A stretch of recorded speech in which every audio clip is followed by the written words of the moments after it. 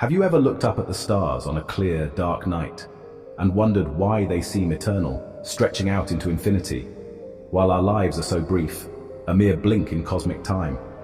For millennia, humans have dreamed of immortality, a quest as old as civilization itself.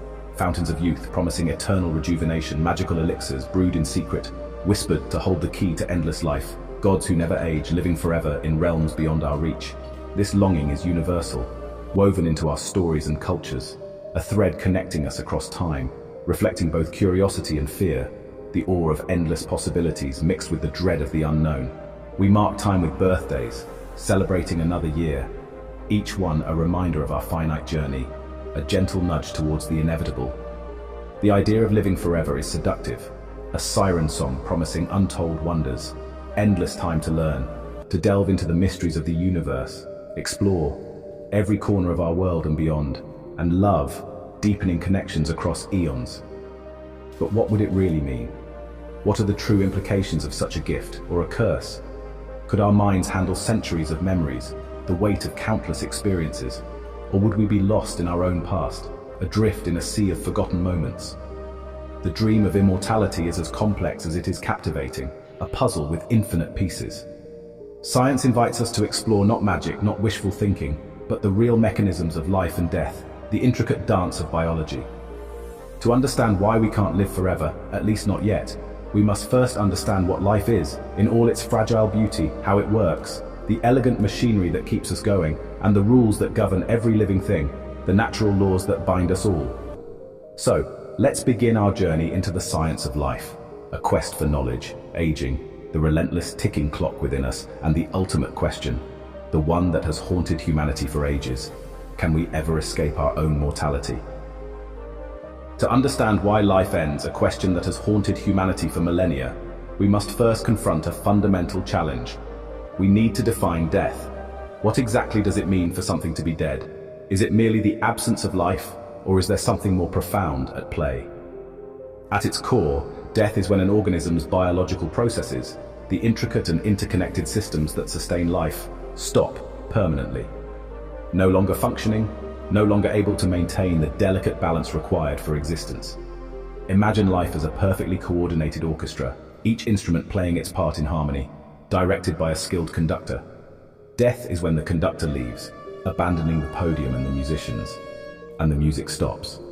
The instruments fall silent, the harmony dissolves, and only stillness remains. Clinically, it's when the heart and breathing stop. The vital signs that we use to measure life's presence disappear. But true biological death comes, a more profound and irreversible cessation, when cells, especially in the brain, the control center of our being, suffer irreversible damage. Their structure collapses, their function ceases, and they can no longer be repaired. This isn't unique to humans. This fate is not exclusive to our species. Every living thing, from plants to bacteria, every organism that draws breath and interacts with the world, faces this end, this inevitable conclusion to their biological journey. Death is the final victory of entropy, the relentless march towards disorder, the universe's tendency toward disorder, the natural inclination of systems to move from order to chaos. Life requires constant energy to maintain order, to fight against the entropic forces that seek to break it down. Death is when that battle is lost, when the energy reserves are depleted and the forces of entropy finally prevail. It's not a monster, but a fundamental process, an integral part of the natural order, the end of the intricate dance of chemistry we call life, the final curtain call in the play of existence. Understanding death moves us from myth to science, from fear and superstition to knowledge and comprehension, letting us ask, what triggers this unstoppable process? What are the mechanisms that lead to this inevitable outcome? Why can't life keep going forever? What are the inherent limitations that prevent us from achieving immortality? The answer lies in the limits of biology, chemistry, and physics, the fundamental laws that govern our universe. To find out, we must look at how life ages. We must delve into the mysteries of senescence and decay, and why everything, eventually, must come to an end. Why mortality is the price of existence. If death is the final stop, aging is the journey that takes us there. Aging is the gradual decline in function over time, a natural, inevitable process.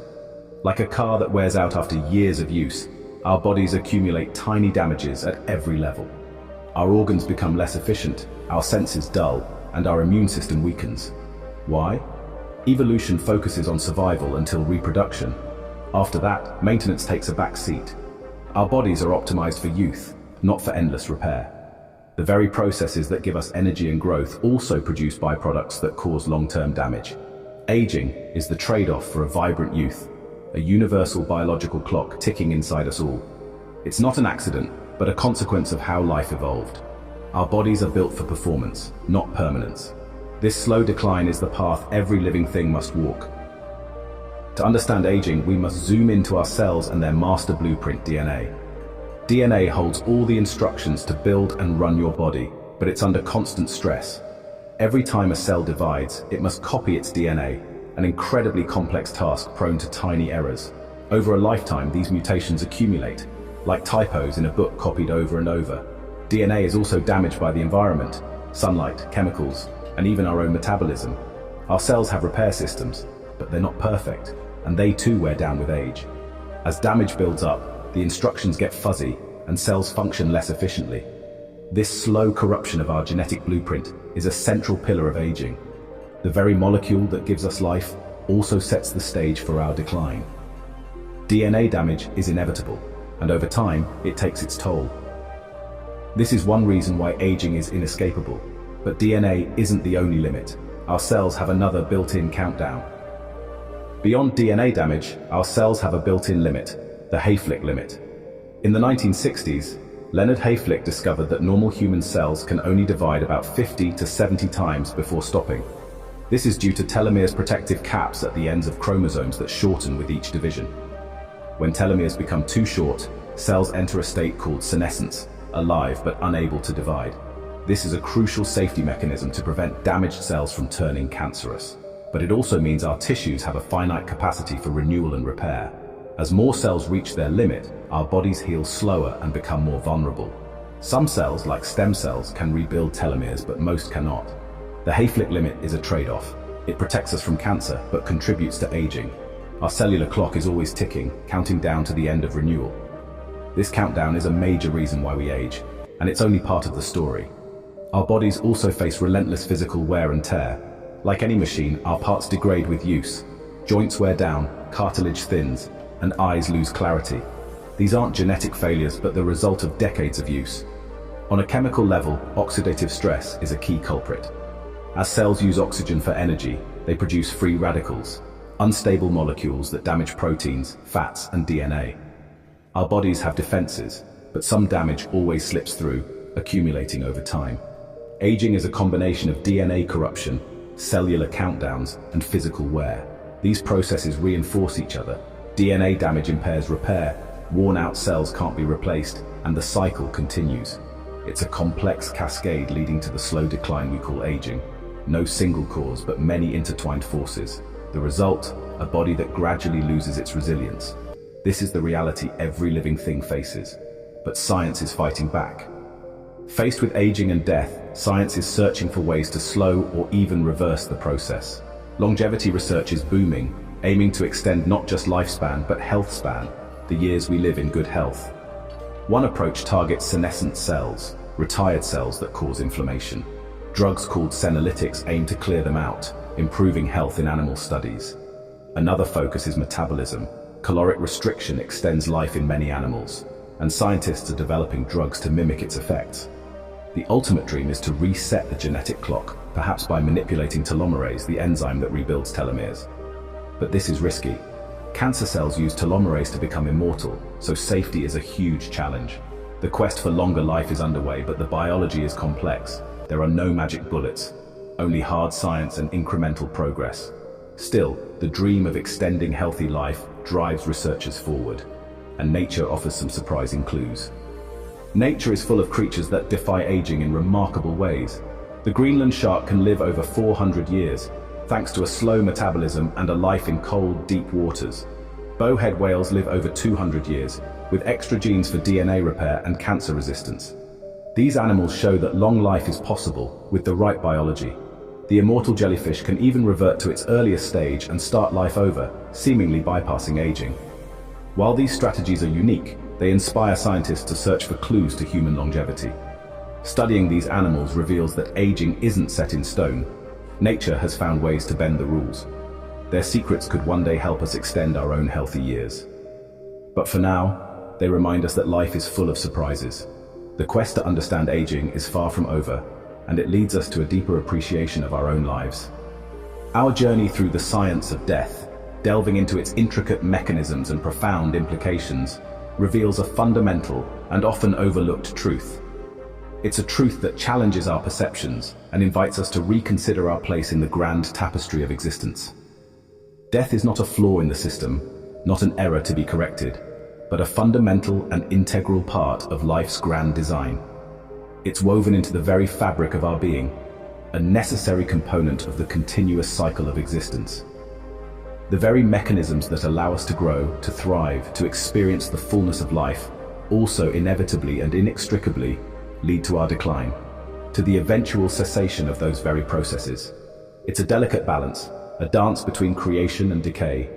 Life and death are not opposing forces, but inseparable aspects of a single, unified reality, two sides of the same coin, inextricably linked and mutually dependent. One cannot exist without the other.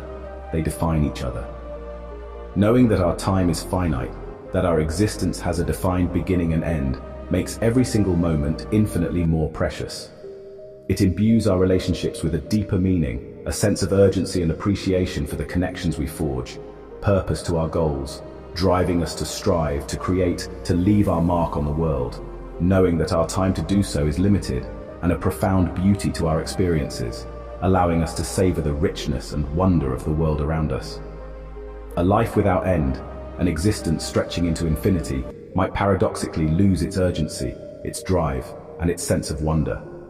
Science will undoubtedly continue its relentless search for ways to extend health, to improve our quality of life, and to conquer disease, pushing the boundaries of what's possible in the realm of human health.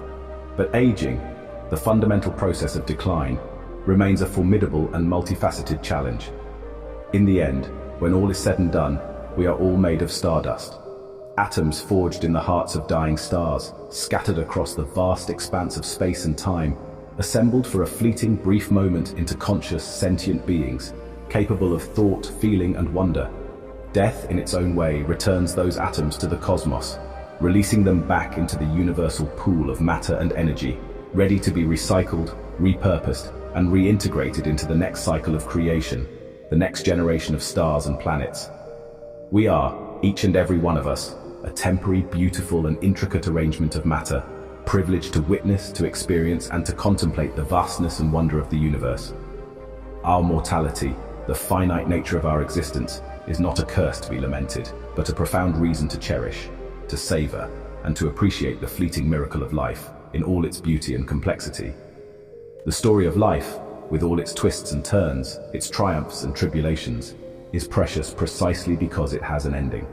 And that perhaps is the greatest gift of all, the awareness of our own mortality, which allows us to truly live.